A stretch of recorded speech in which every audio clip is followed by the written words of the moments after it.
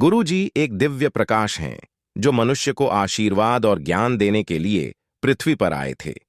पंजाब के मलेरकोटला जिले के डूगरी गांव में 7 जुलाई 1964 को सूर्योदय के समय गुरुजी के जन्म की घोषणा की गई थी।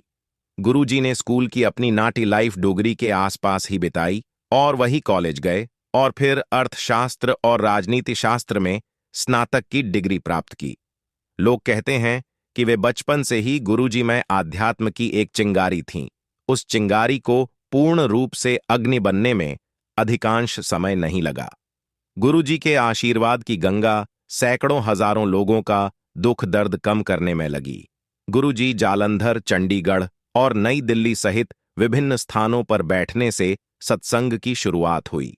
यहां उनका आशीर्वाद लेने के लिए भारत और दुनिया के अन्य स्थानों से लोग आते थे।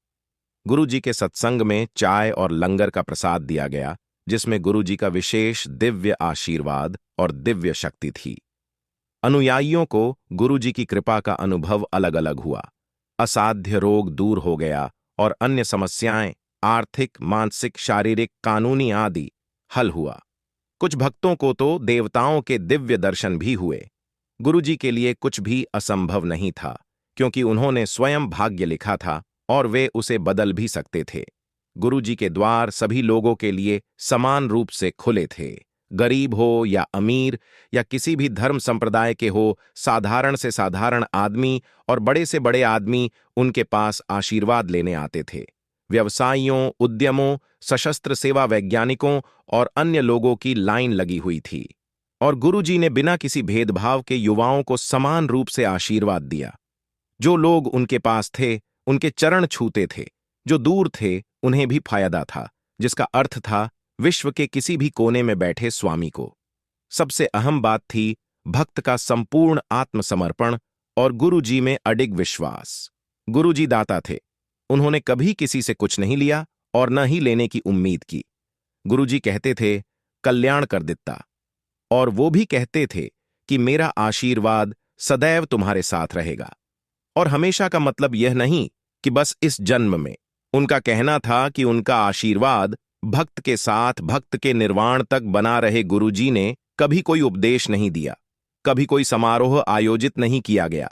फिर भी उनका संदेश भक्त तक कैसे पहुंचा, यह केवल भक्त ही बता सकते हैं। इस विशेष संबंध से भक्त को न केवल खुशी और संतुष्टि मिलती थी, बल्कि इसके कारण भक्त में एक गहरा बदलाव भी आता है। भक्त एक ऐसे स्तर पर पहुंच गए जहां आनंद, तृप्ति और शांति एक साथ आसानी से मिल जाती थी।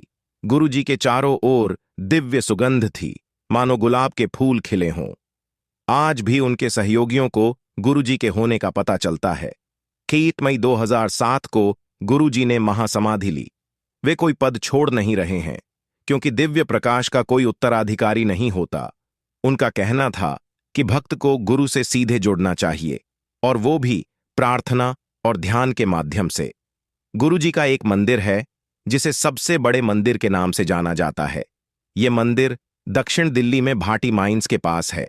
आज जब गुरुजी अपने नश्वर रूप में नहीं हैं, उनका आशीर्वाद पहले की तरह से ही प्रभावशाली और शक्तिशाली है, और उन सभी पर भी उनका सम